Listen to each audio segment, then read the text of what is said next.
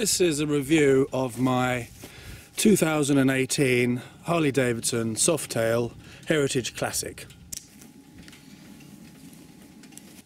I've had the bike now for about 4 or 5 weeks, and I want to just say to you guys, if you're thinking of buying one, what it's like. Well, first of all, it's amazing. It's a fantastic bike. It's one of the best bikes Harley-Davidson do. It's the top of the range Softail, and as you can see, it's a good looking bike even from that side. A lot of the Harley-Davidsons don't look so nice from the left hand side, but this one does. The most noticeable feature of this bike is how stable it is. One of the things I really like is the footboards.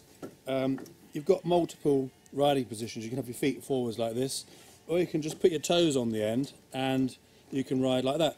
It really gives you a lot of options in your riding position. At first I thought I was going to need a tall boy seat, but actually this seat is starting to give a bit, and I'm 6'3", but I've got plenty of room now. I've got the handlebars as far forward as they can go with the screen, which is off at the moment obviously, but that gives me a bit more room. So up to 6'3", no problems. If you're over 6'3", you probably would need a tall boy seat, but I reckon you'd be alright up to about 6'6" on this bike.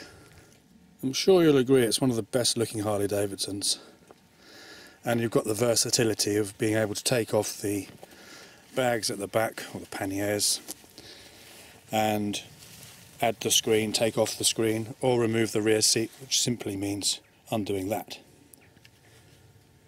The bike's really good in these lovely English country lanes, and it soaks up the bumps ever so well with the new suspension and chassis on the new 2018 Milwaukee-Eight models. The triple lights are fantastic in the dark. They're really, really good.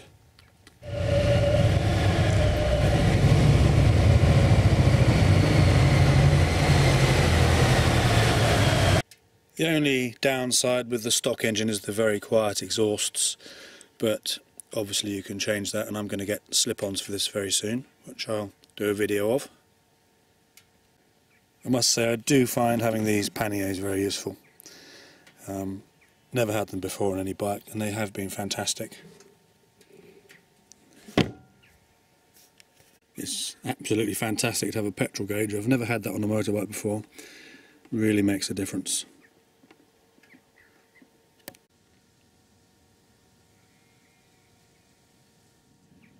I've just stopped by the roadside here in the beautiful Leicestershire countryside.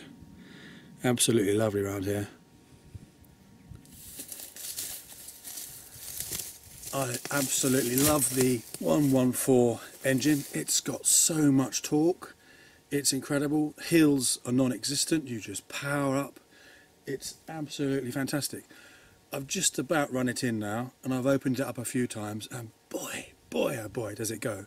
I mean, this has got some serious power, but at the same time it's a very manageable bike. You can ride this with moderate skill and you'd be fine, but for an experienced rider it's a fabulous motorbike. I want to think of some downsides, but I really can't think of any. Apart from the exhaust, as I said, it really is a fantastic motorbike. I really cannot fault it. I absolutely love this cruise control. You just push it in and push it down to set it, then up and down to change the speed. It sets it at the speed you're riding at, obviously, but it's a really good thing if you're just riding along and you just want to give your right arm a rest. It's very, very useful. I haven't yet used it on the motorways, but I'm sure it'd be even more useful there. So what do you get for your extra money? Well, obviously you get the mud guards, the chrome. You get the rear seat, the fatter seat. There's a lot more shiny bits on the engine. There's a lot more glossy bits. There's more chrome. You've got the footboards, the thick, fat front suspension, the 3 lights, the handlebars all glossy.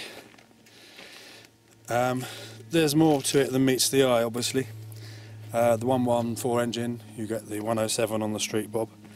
So you're not just getting a couple of bolt-on parts, it's a lot more motorbike for your money.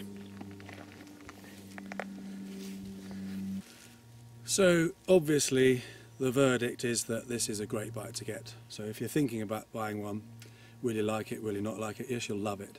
It's an amazing motorbike.